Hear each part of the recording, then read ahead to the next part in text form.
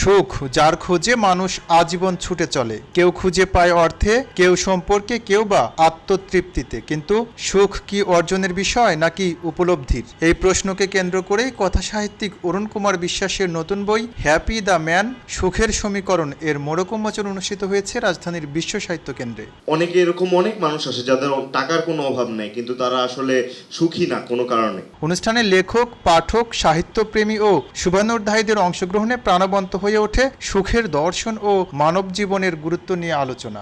সবাইকে সবার মতো করে বলতে দেওয়া এবং শুনতে দেওয়ার যে সুখ, এই অনুষ্ঠানে আমি পেয়েছি।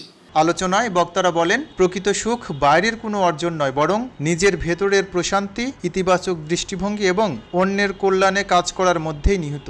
যে ছিনতাইকারীরা কাউকে কেটে তার সহায় সম্বল লুটে নিয়ে সুখ খোঁজার চেষ্টা করে, আবার কোনো পথচারী তাকে হসপিটালাইজড করে, তাকে সেবা শুশ্রূষা করে, তাকে রক্ত দিয়ে সুখ খোঁজার চেষ্টা করে। বিশেষ অতিথি কবি ডক্টর নীলিমা শীল বলেন, এই বই মানুষের মানসিক সুস্থতার এক অনন্য সহচর হতে পারে। বইটা পড়ে আমার মনে হয়েছে যে এখানে সব রকম পাথেয় আছে, যার যেটা প্রয়োজন তিনি সেটা শুধু গ্রহণ করে নিজের জীবনে যদি প্রয়োগ করতে পারেন, তবে বোধহয় সত্যি সুখী হওয়া যায়। অধ্যাপক ডক্টর এলহাম হোসেন বলেন, ব্যক্তিগত নয়, সম্মিলিত চেষ্টাতেই সমাজে প্রকৃত সুখ প্রতিষ্ঠা সম্ভব। তো সুখ আসলে আমার আপনার ইন্টিগ্রেটেড যে প্রচেষ্টা, সেই প্রচেষ্টার একটা সমন্বিত সমীকরণের ফল। এটা সহজ সমীকরণ নয়, কারণ মানুষ জন্মগতভাবেই অবাধ্য।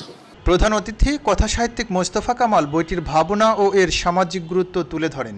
যিনি ট্যাক্সেশনের চাকরি করেন, কিন্তু তার মনে প্রাণে ধ্যানে সবকিছুই একটা ভালো লেখা, একটা তরুণকে উদ্দীপ্ত করা, একটা নতুন প্রজন্মকে উদ্দীপ্ত করা তার লেখনী দিয়ে, অন্য কোনো প্রলোভন দেখিয়ে না।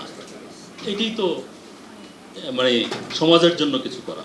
বিশ্বের নানা সংস্কৃতিতেও সুখের দর্শন ভিন্ন ভিন্নভাবে ব্যাখ্যা করা হয়েছে। সুইডিশ প্রবাদে বলা হয়, সুখ ভাগ করে নিলে তা অসীম হয়।